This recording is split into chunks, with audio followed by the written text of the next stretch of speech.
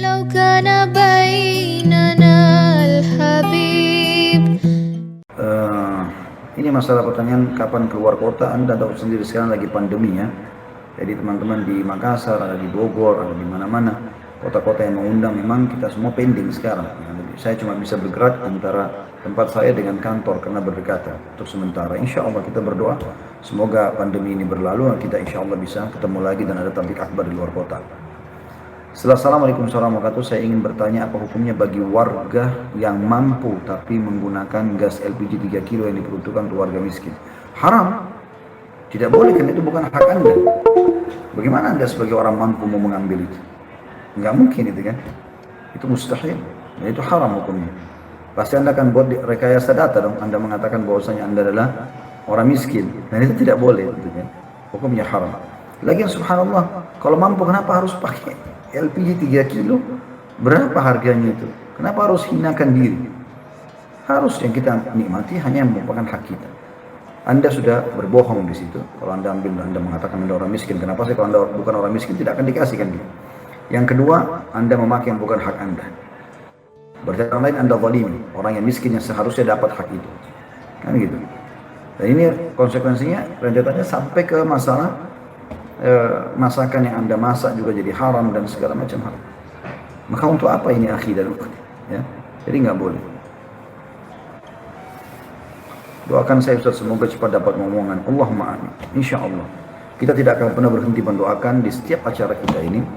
Anda bertanya kami menjawab insya Allah. Siapapun yang punya hajat, ya, dari Anda yang menghadiri acara kita ini, yang punya hajat dari hajat-hajat dunia dan akhirat, dari kebaikan Allah kabulkan insya Allah. Apapun itu, ingin minta keturunan, semoga dimudahkan, yang soleh dan soleh, berbakti sama kedua orang tua dan berbakti juga pada agama, ya. Kemudian yang belum punya pasangan diberikan pasangan yang baik, soleh dan soleha, yang punya utang dilunasi, yang punya penyakit disembuhkan, dan seluruh hajat-hajat Anda insya Allah mudah-mudahan Allah kabulkan. Allahumma amin.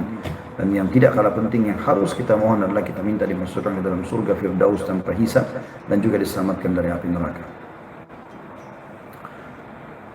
Ustaz, bagaimana menjelaskan nasab Rasulullah SAW?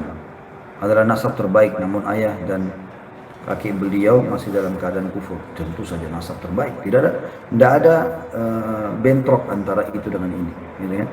Karena kalau kita tarik nasab Nabi SAW sampai ke Ismail dan Ibrahim alaihimussalam, orang-orang mulia.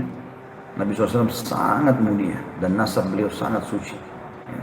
Dan itu tidak bentrok dengan kalau ada di antara kakek beliau yang kesekian itu dalam keadaan kufur. Tidak ada bentrok satu sama yang lain, gitu kan.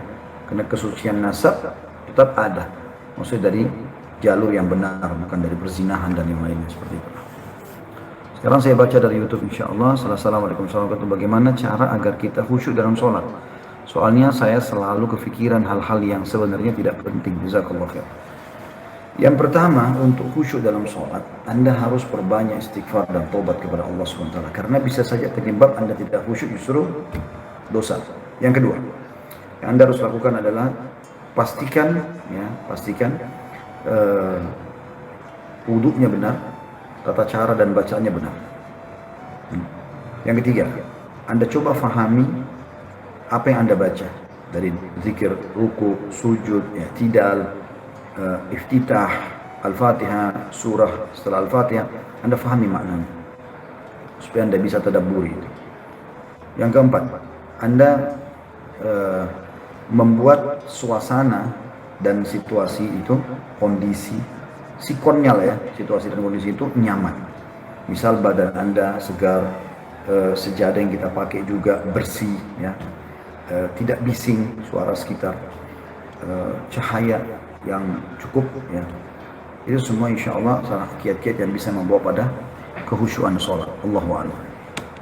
Assalamualaikum warahmatullahi wabarakatuh. Saya mau tanya tentang apa keutamaan sedekah dan apa hukum sedekah kepada non-muslim atau binatang seperti kucing, Ustaz.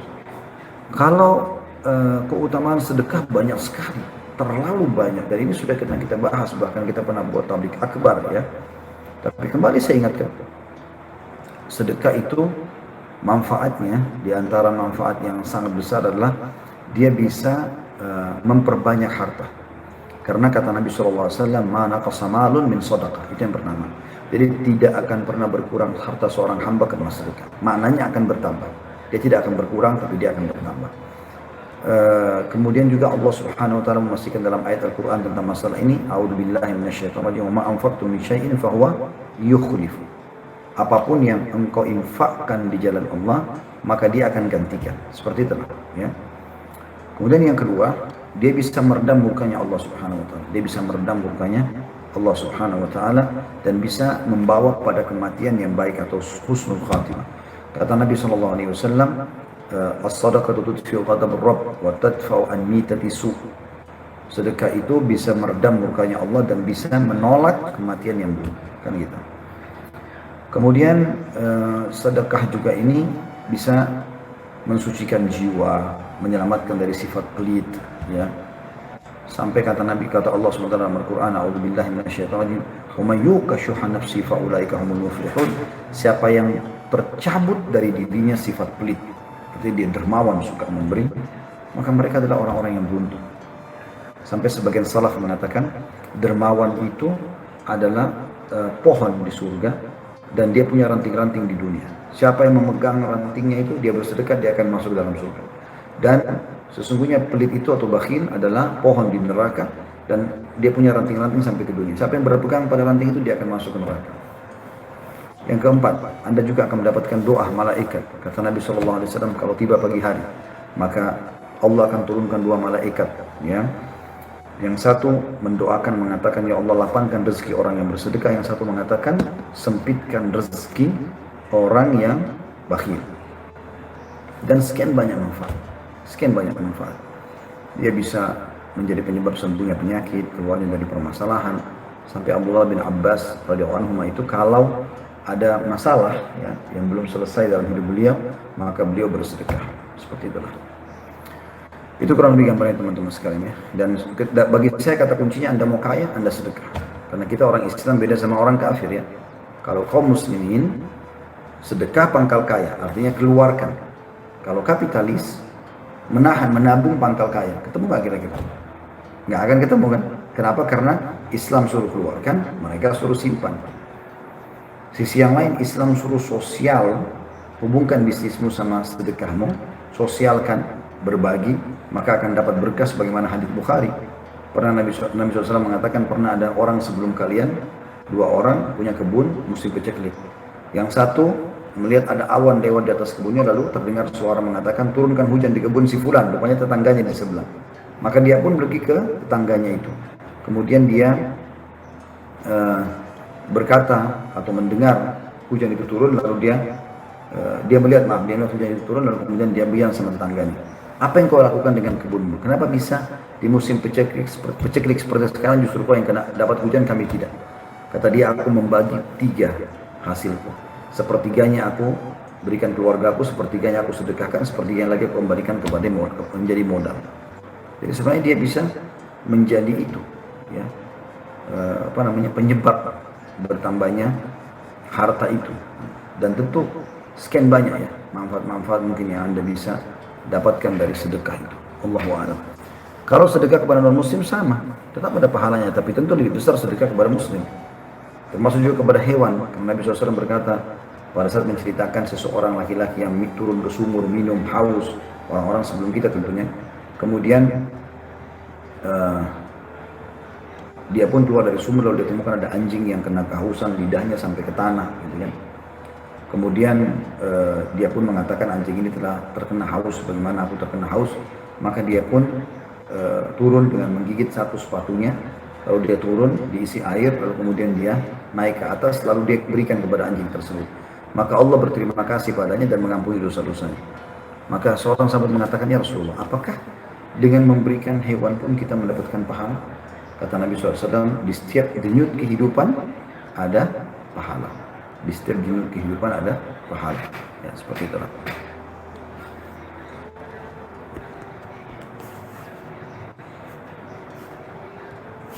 Selanjutnya, Ustaz, apa hukum sholat membaca 2 surah dalam 1 rakaat? Boleh. Karena masalah, misalnya Anda baca surah Al-Baqarah sama Al-Imran misalnya, atau Anda baca Misalnya surah Al-Masad dengan surah At-Tin, boleh saja. Nabi SAW pernah membaca dalam satu rakaat 5 surah, gitu kan. Jadi nggak ada masalah insya Allah. Assalamualaikum warahmatullahi wabarakatuh.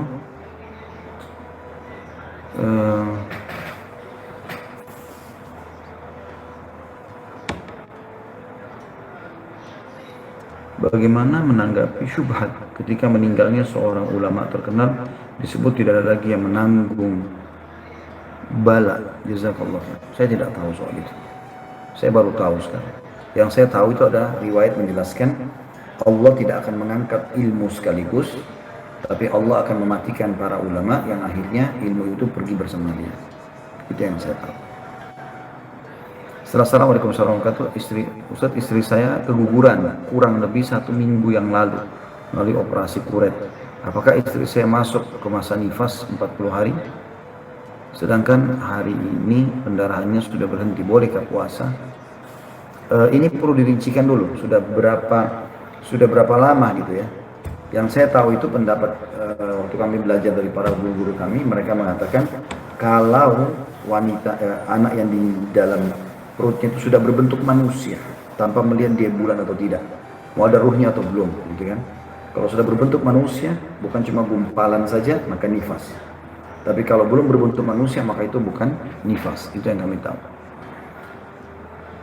Setelah salam, waalaikumsalam warahmatullahi wabarakatuh. Ustaz, bagaimana urutan ilmu yang perlu dipelajari oleh seorang mu'allaf? Anda fokus kedua hal saja. Pelajari rukun Islam dan rukun iman. Udah itu saja. Itu dasarnya agama Islam. Asal Anda belajar dari sumber yang benar, insya Allah Anda akan paham benar tentang masalah Islam itu. Ustaz, umur Anda sekarang sudah 35 tahun, ingin sekali menikah. Amalan apa saja agar jodoh Anda segera datang? Kenapa sampai 35 tahun belum menikah ini? Apa sebab? Allah Maha Kuasa. Akhi dan ukhti yang bertanya, ya. Harusnya Anda sudah menikah. Coba Anda jadikan bahan muhasabah. Apakah memang selama ini Anda terlalu idealis? Karena saya lihat sebenarnya sinyal jodoh itu selalu Allah datangkan. Baik orang itu sempurna ataupun ada cacatnya. Ada saja orang yang mau menikah dengan dia. Subhanallah. Itu terjadi. Maka harusnya Anda jadikan bahan muhasabah. Mungkin Anda terlalu idealis. Anda menganggap bahwasanya saya harus menikah tapi dengan orang sesuku, orang yang tingginya begini, orang yang harus kulitnya begini. Mungkin selama ini Allah datangkan orang-orang yang terbaik kepada Anda, tapi Anda menolaknya. Enggak, saya enggak mau. Enggak, saya enggak mau. Bahkan subhanallah ada orang yang penawaran dari Allah SWT untuk menikah itu dari masih balik. Begitu balik sudah ada yang melamar, ada yang minta, ada perempuan, dan seterusnya. Maka saran saya jangan terlalu idealis. Kalau amalan apa? Anda perbanyak istighfar kepada Allah SWT tulus. Selesai acara ini selalu saya nasihati itu ya. Coba wudhu, niatkan mau sholat taubat, lalu Anda sholat 2 rakaat itu maknina, penuh dengan ketenangan jiwa. 2 rakaat itu nikmati benar ya, takbirnya, iftitahnya, al-fatihah, surah, Anda ruku, Anda i'tidal, Anda sujud dengan tenang. Semua Anda lakukan perbuatan itu, ya. Setelah itu Anda beristighfar kepada Allah SAW, karena kata Nabi SAW, siapa yang berwudu dengan sempurna, kemudian dia sholat 2 rakaat, kemudian dia bertaubat, lalu dia beristighfar, kecuali Allah akan maafkan. Itu yang pertama. Yang kedua, Anda coba ikhtiar. Ikhtiar ini melibatkan orang-orang terdekat, terutama yang bisa mustajab doanya buat Anda. Terutama tentu di sini yang dimaksud adalah kedua orang tua ya. Nomor 1 itu kedua orang tua. Itu yang harus Anda dahulukan. Bagaimana Anda memohon kepada beliau-beliau ini untuk mendoakan, memudahkan, dan bilang saya pengen sekali menikah, tolong doakan saya ayah, ibu, paman, tante ya. Kita minta kepada mereka beliau untuk mendoakan dan juga minta supaya dibantu carikan jodoh. Kalau mereka memberikan isyarat kepada siapapun, Anda harusnya istikharah, jangan langsung spontan menolak. Itu yang kami sarankan insyaallah ya. Yang ketiga, kalau Anda bisa lakukan, coba bersedekah khusus masalah ini. Bersedekah khusus hanya untuk minta supaya Allah Subhanahu wa taala memudahkan jodoh Anda. Itu yang saya ketahui, ya. Assalamualaikum warahmatullahi wabarakatuh. Bagaimana kalau seorang akhwat mengajak menikah siri seorang ikhwan beristri?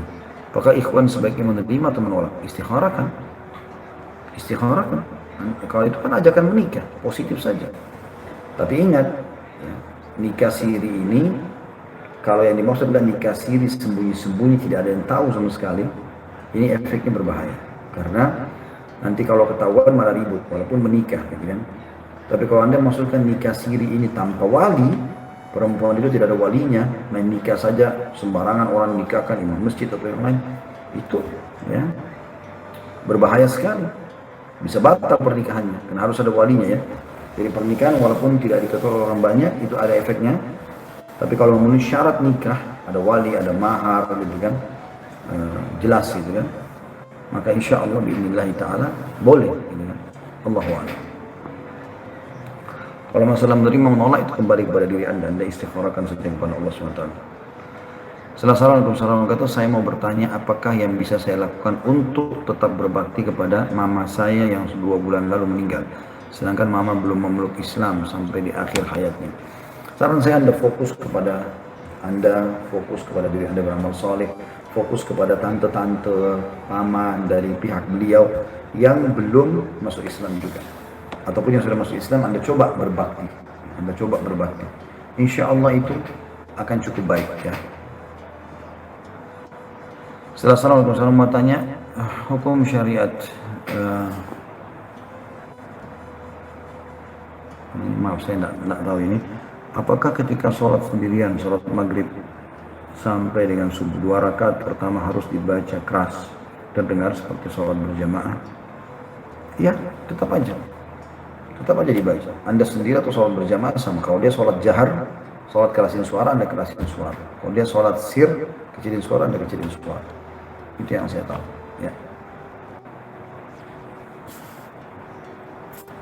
Ustaz, hukum sholat id nanti di rumah dengan kondisi sekarang ini. Jazakallah khair, ini mengingatkan saya pertanyaannya. Saya kemarin sempat mengatakan kalau masih ingat nggak usah sholat id gitu kan. Tapi setelah saya kembali ke riwayat-riwayat yang ada, ternyata boleh mengerjakan sholat id di rumah, tapi sudah tanpa khutbah. Ya, itu yang saya diskusikan kemarin dengan guru-guru kami. Ternyata memang sholat itu boleh dikerjakan. Seperti misalnya kalau Anda ke musola, kalaupun tidak ada pandemi, terus kemudian Anda pada saat ke musola itu sudah selesai sholat, apa yang Anda lakukan? Anda masih boleh sholat tentunya, ya, tapi sholatnya di rumah. Bisa Anda ajak keluarga.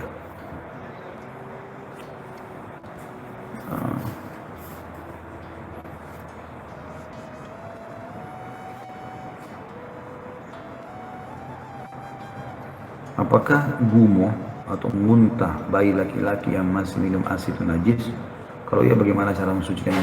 Enggak najis. Muntah enggak najis gitu. Termasuk insya Allah orang dewasa pun tidak najis, apalagi anak-anak gitu.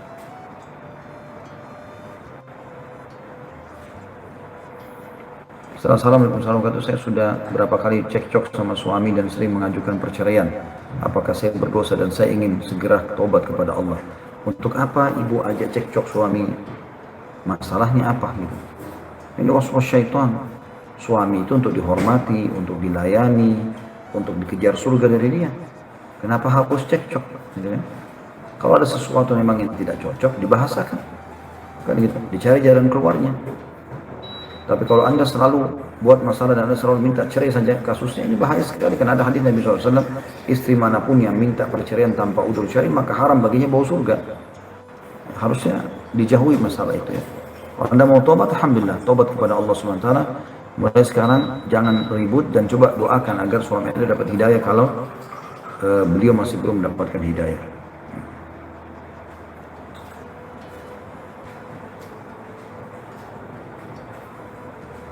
Assalamualaikum warahmatullahi wabarakatuh. Ustaz, apakah pertanda kalau kita sering mimpi ular? Hampir setiap hari mimpi ular dan menyerang anggota keluarga satu persatu. Pertanda apa ya Ustaz? Atau ada maksud yang lain? Yang saya tahu kalau mimpi ular itu biasanya ada sihir ya. Tapi ini bukan sebuah patokan. Saran saya Anda berdoa kepada Allah Subhanahu wa taala agar kalau setiap mimpi buruk ya, agar dilindungi oleh Allah Subhanahu wa taala dari sihir ini. Dan kalau mimpi buruk baca a'udzubillahi minasyaitonir rajim lalu meludah sebelah kiri 3 kali. Ya. Begitu lalu ubah posisi tidur. Sambil berdoa kepada Allah SWT agar diselamatkan dari mimpi buruk itu. Assalamualaikum warahmatullahi wabarakatuh. Ustaz, bagaimana menghilangkan kebencian pada orang tua, terutama ibu yang telah melakukan perbuatan yang fatal Ustaz? Kenapa Anda benci? Apa yang dia lakukan? Kalau yang Anda masukkan adalah perbuatan-perbuatan keji antara beliau sama Allah, misalnya naudzubillah perzinahan kah atau apakah, itu kan dosa dia sama Allah. Tidak ada hubungannya antara dosa ibu itu dengan anaknya. Anda tetap harus berbakti di sini, walaupun ibu kita pencuri misalnya atau pezina. Seperti itulah. Lebih parah daripada itu, bagaimana menghadapi ibu atau ayah yang memang dasarnya tidak mengurus dari kecil. Kemudian kita dibuang misalnya di jalan, dibuang di mana, ditelantarkan, dididik di orang. Begitu sudah dewasa, kita sukses, tiba-tiba datang minta agar dibiayai hidupnya dan minta agar kita bakti. Tetap wajib Anda bakti di sini. Beliau berdosa dengan perbuatan zalim terhadap anaknya, tapi Anda pun berdosa ya, kalau tidak bakti dengan orang tua. Seperti itu. Assalamualaikum warahmatullahi wabarakatuh. Ustaz, kenapa sekarang saya seperti kurang yakin kepada Allah setelah saya berusaha mendekat kepada Allah? Waswas syaitan. Bagaimana caranya tidak yakin? Bagaimana caranya tidak yakin? Harus yakin, wajib. Itu pondasi dasar agama kita, yakin kepada Allah SWT. Kita sholat 5 waktu itu kan absen kepada Allah, tanda kutip ya. Kita komunikasi dengan Tuhan kita Allah. Sekarang Ramadan kita puasa, seluruh muslim, seluruh muka bumi berpuasa. Orang semua baca Al-Quran. Nah itu kan bentuk pendekatan diri kepada Allah SWT. Bagaimana Anda bisa mengatakan kurang yakin? Apalagi di saat mau dekatkan diri kepada Allah. Kalau saya lihat ini bukan kurang yakin, tetapi terjadi transisi ya, seperti semacam haus ingin mengetahui lebih jauh tentang siapa Allah. Saya sarankan Anda bertanya ini kembali kepada ceramah kami di YouTube, judulnya Kenalilah Tuhanmu Kau Akan Bahagia. Ya, catat itu ya, Kenalilah Tuhanmu Kau Akan Bahagia. Cari di YouTube insya Allah. Di Khalid Abba Salama Official itu ada resmi insya Allah di YouTube kami. Masuk ke playlistnya, kemudian klik nanti insya Allah cari ceramah tabligh akbar. Kenalilah Tuhanmu Kau Akan Bahagia. Ada juga saudaraku yang adalah pondasi agamamu. Ini saya bicara tentang keyakinan. Ada juga saudaraku yang adalah rahasia rezekimu. Ada 15 kiat untuk menambah rezeki dan bagaimana memunculkan keyakinan tentang keberadaan Allah, gitu kan? Kemudian ada juga mutiara cobaan dan musibah. Allahu a'lam. Itu insya Allah Anda kembali ke situ biidznillah taala, insya Allah akan hilang waswas itu.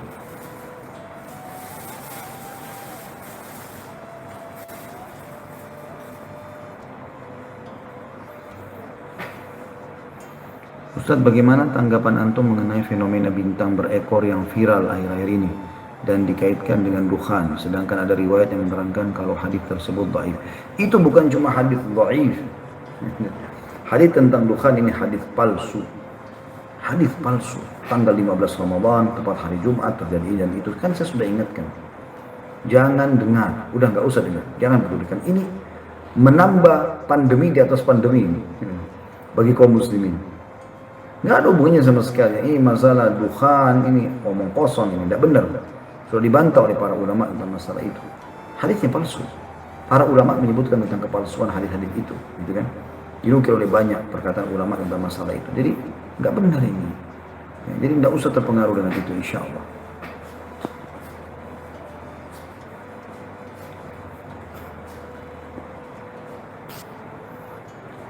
Ustaz izin bertanya, ada film berjudul Umar, dalam kurung Umar bin Khattab yang ditayangkan di TV. Bertanya apakah cerita tersebut sesuai dengan sirah Nabawi? Barakallahu fiik. Saya tidak tahu karena saya tidak ikutin serial itu ya. Tetapi ada kendala kecil di sini. Mudah-mudahan tidak besar, tapi saya ada kendala kecil, yaitu teman-teman kita di Mesir suka membuat sinetron serial para sahabat. Dan dicarilah aktor-aktor yang sesuai dengan itu.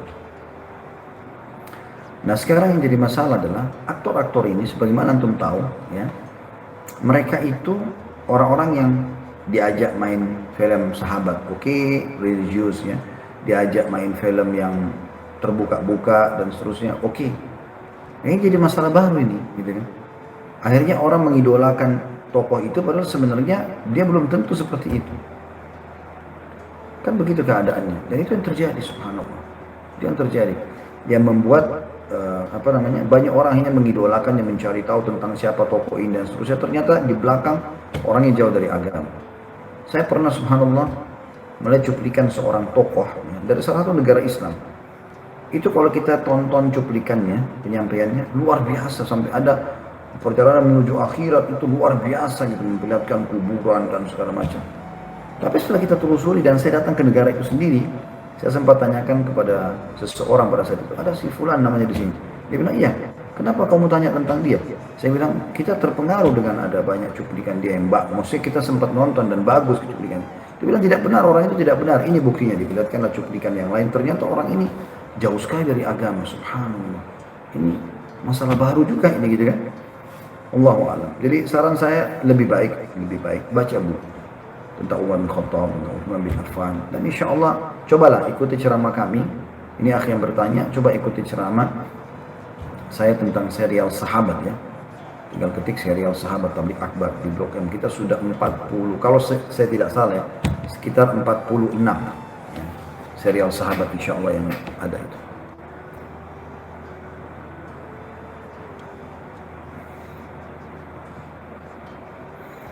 Assalamualaikum warahmatullahi wabarakatuh. Ustaz, tolong dijawab, bagaimana cara sholat tarawih 4 rakaat? Apakah rakaat ketiga dan keempat membaca ayat pendek? Seperti kalau sholat tarawih Anda sambung langsung 4 rakaat, maka rakaat pertama, rakaat kedua, rakaat ketiga berdiri setelah semua tidak pakai tahiyat pertama ya.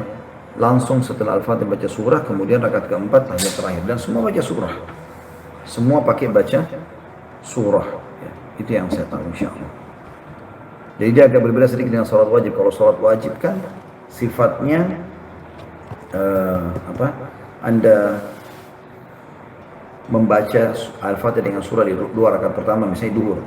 2 rakaat yang terakhir kan itu baca Al-Fatihah tanpa surah. Tapi di sholat sunnah nggak seperti itu, dibaca semuanya.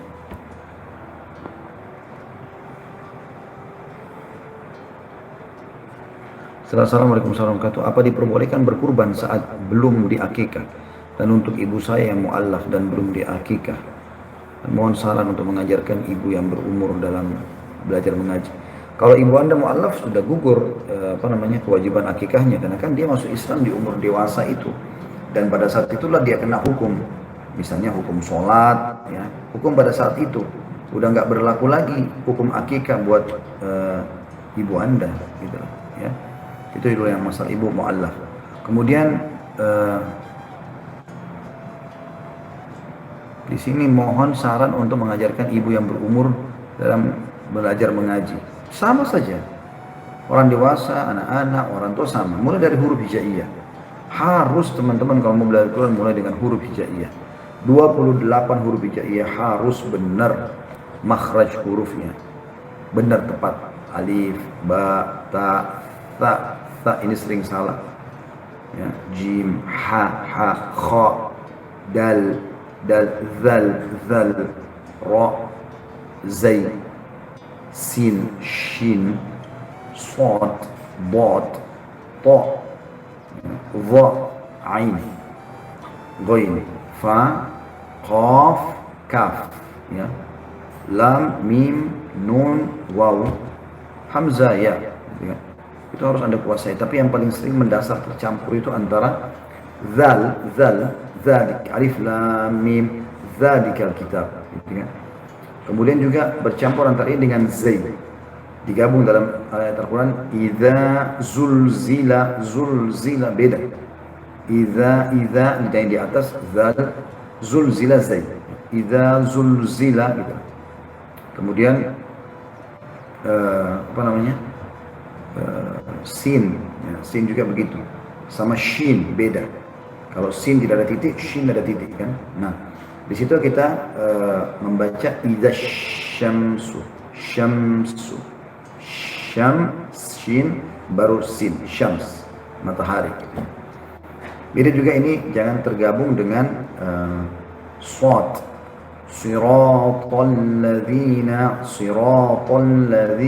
gitu kan, dengan al-zalimin. Nah ini biasanya orang kalau tidak pelajari ini dia campur aduk semuanya sama. Jadi idza zulzila dibaca isa sulsila. Ini maka mengganti makna nantinya. Jadi mulai dari huruf hijaiyah dulu. Setelah itu ada sudah buku Iqra ya, lebih mudah. Anda gabungkan antara huruf ini sama huruf ini sama digabung begitu tuh. Insya Allah sudah termasuk tahap pertama. Berapapun umurnya dimulai dari situ. Setelah mulai baca, udah mulai bisa menyambung huruf-huruf, maka mulailah membaca dengan mengkhatam Al-Quran pelan-pelan dari surah ke surah, dari surah ke surah, ke surah. Nanti lama-lama jadi lancar. Kalau sudah lancar, mulai dia pindah ke tahap selanjutnya, yaitu menghafal, ya. Tentu ada tahap sebelum menghafal itu adalah mentadabburi, tapi tadabbur bisa belajar dengan tahapan tadi yang pertama, sambil belajar membaca, sambil membaca terjemahannya. Ya, setelah itu Anda menghafal yang ketiga, baru kemudian Anda mengamalkan isinya. Itu yang saya tahu. Ustaz, apakah ada istri Rasulullah SAW yang bernama apa? Oh, subhanallah, lewat. Apa benar iblis saat puasa diikat di neraka? Kenapa saya masih merasa ada godaan yang menunda sholat dan tidak mengaji? Kalau iblis diikat di neraka, Allahu a'lam. Sekarang saya tidak tahu. Tapi iblis yang ada dalam riwayat-riwayat disebutkan masih ada di dunia. Karena dia minta kepada Allah Subhanahu wa taala agar dipanjangkan umurnya sampai menjelang hari kiamat, dan Allah kabulkan. Allah kabulkan. Jadi dia masih ada di dunia, tidak ada di neraka. Ya, Allahu a'lam. Kalau dibelenggu, maka belum ada penjelasan belenggu itu apakah di dunia atau di akhirat. Ya, maksudnya di bumi ini atau di neraka. Itu yang saya tahu, ya. Saya belum tahu kalau diikat di neraka. Kalau masalah Anda merasa masih ada godaan, itu adalah dalam jiwa kita ada potensi. Apa yang Allah katakan dalam Al-Quran, A'udzubillahi minasyaitonirrajim, fa'alhamaha fujuraha wa taqwaha. Allah memberikan potensi, ya, fujuraha, ke perbuatan fajir, wa taqwaha, dan kebaikan. Jadi kita bisa ada potensi berbuat dosa, ada potensi berbuat ketaatan, kan gitu. Nah, kalau ada bisikan untuk melakukan perbuatan haram, berarti itu dari jiwa kita. Makanya saya pernah kasih contoh, kan, iblis adalah pemimpin para syaitan yang menyesatkan anak Adam. Baik, pertanyaannya, pada saat Allah suruh iblis sujud kepada Adam dan iblis tidak mau, siapa yang menggoda iblis? Kan gitu. Itulah ammara bisu, dalam jiwanya itu ada potensi berbuat kejahatan. Makanya teman-teman, kita kalau ada bisikan berbuat baik, kita rangkul itu, kita kerjakan. Mau sholat, mau sedekah, apa saja, baca Quran, kita rangkul.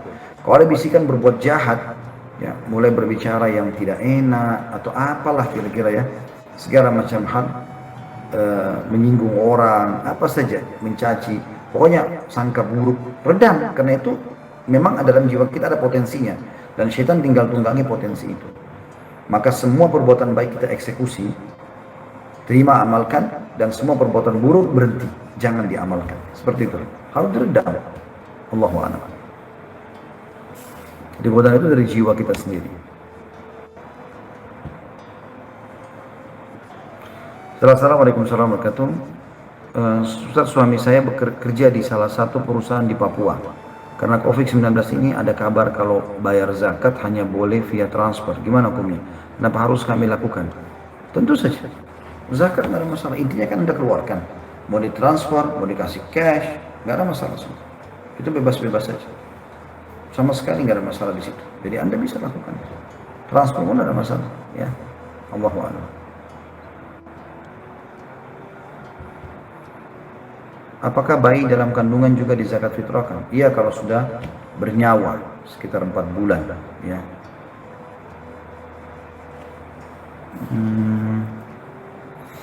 Selanjutnya, kenapa sekarang saya seperti ini sudah tadi, ya? Oh, amalan-amalan apa saja yang dilakukan kalau sedang i'tikaf? Saya bertanya sekarang, kenapa Anda i'tikaf? Sekarang mau i'tikaf. Ini i'tikaf apa ini, gitu, ya? Kalau i'tikaf di masjid 10 tahun Ramadan, saran saya jangan buru-buru mengambil keputusan, karena i'tikaf itu harus mengikuti peraturan pemerintah kita, fatwa para ulama. Sekarang kan dianjurkan untuk tidak melakukan kumpul-kumpul di masjid, ya. Kalau Anda buka i'tikaf, akan ada juga yang lain yang i'tikaf. Kecuali Anda punya masjid sendiri, Anda sendirian di situ, mungkin berbeda. Karena kan yang dimaksudkan di sini adalah tidak kumpul, Allahu a'lam. Tapi kalaupun i'tikaf, ya, amalan dikerjakan seluruh amal baik, seperti Anda sholat malam, ya, sholat wajib tepat waktu, membaca Al-Quran, berzikir, semua amal soleh ini Anda kerjakan.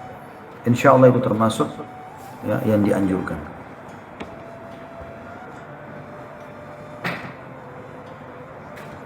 Ustaz, apa hukumnya menyebutkan barakallahu fi umrik di hari kelahiran?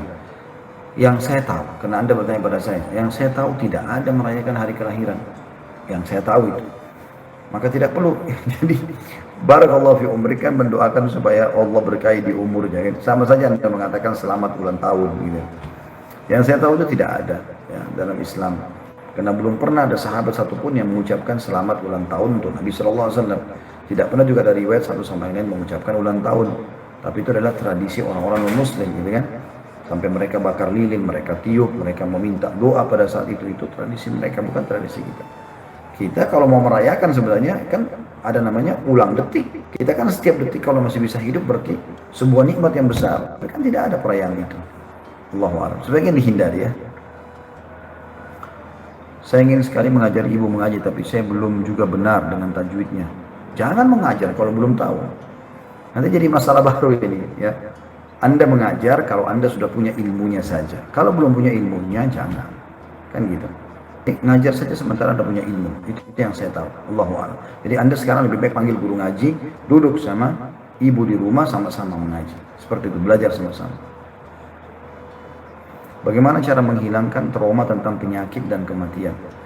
Kalau Anda sudah sembuh, harus Anda bersyukur. Tidak usah trauma. Gitu ya. Tidak ada sesuatu yang harus membuat kita trauma. Jadi kita bersyukur kepada Allah. Sujud syukur karena Allah sembuhkan. Sujud syukur karena Allah selamatkan. Sujud syukur karena Allah lunasi utang. Semua itu harus kita syukuri. Dan salah satu bentuk syukur adalah kita bergembira. Allah tidak pernah mau hambanya bersedih. Allah selalu mau hambanya bergembira. Ya. Seperti itulah kurang lebih. Jadi jangan bersedih. Assalamualaikum kata apa hukumnya bayar zakat fitrah dengan uang? Saya tidak pernah temukan dalil masalah itu ya. Tapi Allahu alam kalau ada fatwa masalah itu. Saya pribadi masih berpegang zakat fitrah beda dengan zakat mal. Zakat fitrah memang Anda keluarkan makanan pokok Anda untuk mensucikan apapun yang keliru di masa selama Ramadan. Kalau zakat mal baru Anda keluarkan harta. Itu yang saya tahu. Apakah jika kita mendoakan seseorang termasuk sedekah? Insya Allah iya. Insya Allah sedekah dari kita buat dia iya. Insya Allah. Apa boleh nggak diulangi tentang sholat id tadi? Sholat id saya pernah sampaikan ditanya jawab kita ini kalau tidak ada sholat id, misalnya masih ada pandemi, maka kita tidak usah sholat, gitu kan? Maka setelah saya coba kembali kepada dalil-dalil yang ada, saya temukan ternyata pendapat yang lebih kuat adalah ada sholat id tetapi dikerjakan di rumah berjamaah. Cuma memang sudah tidak ada lagi khutbahnya. Itu yang saya tahu. Ustaz, bagaimana kalau hatinya belum tergerak untuk berhijab? Kenapa belum tergerak? Kenapa belum tergerak? Ada masalah apa ini? Ya. Jadi itu tidak mungkin hati tidak tergerak. Harusnya hati digerakkan, jangan tunggu dia tergerak. Anda bersemangat untuk bisa mengerjakan. Karena kalau Anda tidak mengaji, maka Anda ketinggalan banyak sekali peluang yang luar biasa. Setiap hurufnya 1/10 pahala. Kenapa Anda sia-siakan masalah itu? Ya, Allahu a'lam. Itu yang saya ketahui.